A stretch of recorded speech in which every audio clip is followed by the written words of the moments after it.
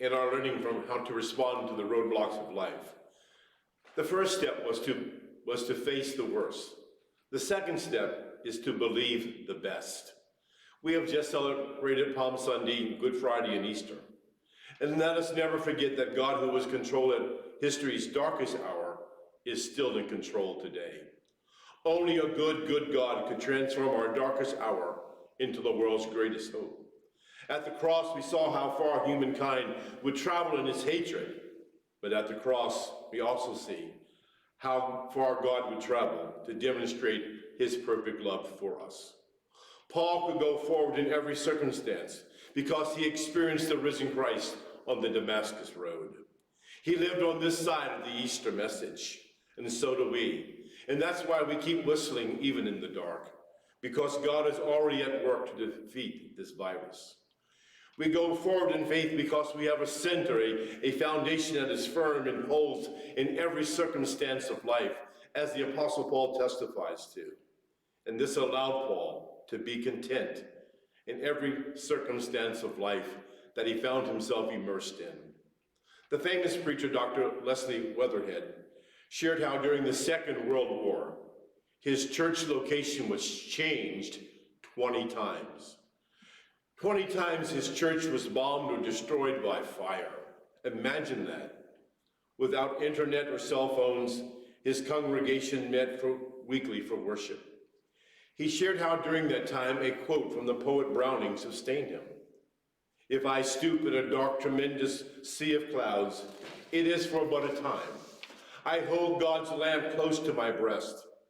In splendor, sooner or later will pierce the gloom, and I shall emerge one day." Yes, we shall emerge from this virus as well, and we will live to love and fight another day. And so we face the worst and we believe the best. Let us pray.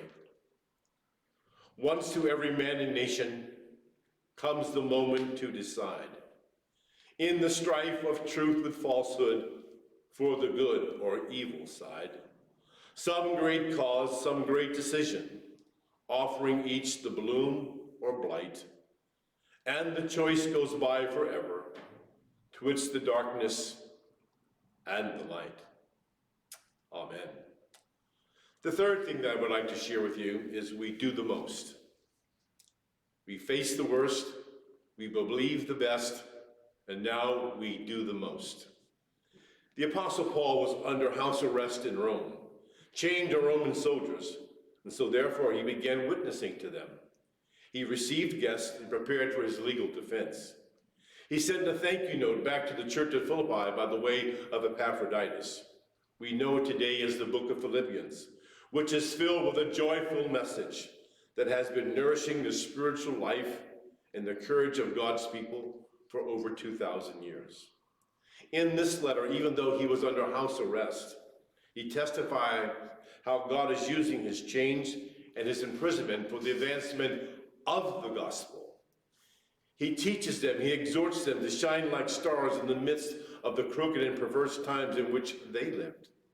In that spirit, he urges us to press on as well, to keep on keeping on, to continue to press on towards the goal. He teaches us to focus in on having a godly attitude, and only to think on those things which are praiseworthy and noble. John Bunyan, Dr. Martin Luther King, Dietrich Bonhoeffer, they did the same thing when they were in prison as well. They wrote. You see, hope is like creative energy, that it propels us forward in our faith journey. Remember, every exit is also an entrance. There is no dead experience for a Christian. I was impressed by the story of a man in Texas who heard the need of public face shields for health workers. Using the skills he had, he designed a plastic shield and began to make them in his small garage. Here was a man without a great company or workforce or a large bank account, but he used the resources that he had. His workforce was his neighbors and his church buddies. Resources began to appear out of nowhere. Within days, they gave away the design free of charge, not seeking a trademark or copyright. He put people before profit. Mother Teresa often shared, not everybody can do great things, but we can do small things with great love.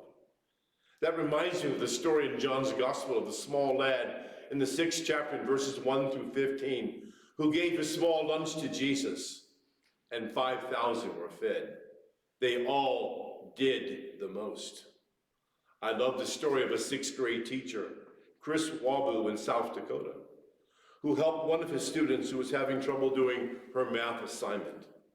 He took his whiteboard to the student's front porch, and maintaining the proper social distance, he explained the problems he was having trouble with. He did the most. So can we. How I wish he had been my math teacher.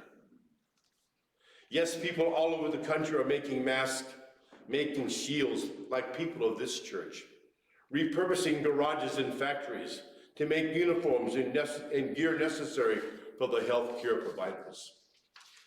Your faith-filled attitude will propel you also to design an action plan. We use the good mind, the hands, the feet that the Lord has equipped us with to do something. We all have a spiritual gift. And the way that you focus your attitude can have a deep impact in this time of crisis. We all are adapting to a new normal, but don't suffer from the I can't do anything syndrome. Unleash your creative spirit like many of the people of this church are doing with the face mask. I love the way that Dolly Parton is using her love of books simply to read to children. During this time, she brings comfort to them and relief for the parents. In one of my favorite movies, Shawshank Redemption, Andy Dufresne, who has been in the prison cell for a long time, tells his friend Red, played by Morgan Freeman, get busy living or get busy dying. The choice is up to you. And God's people, empowered by the faith that God is always at work, always have this hope, and therefore we get busy living. We believe that earth has no sorrow that heaven cannot heal. In the church I grew up, we often sang the song, there is a balm in Gilead that makes the sin sick whole. Amen.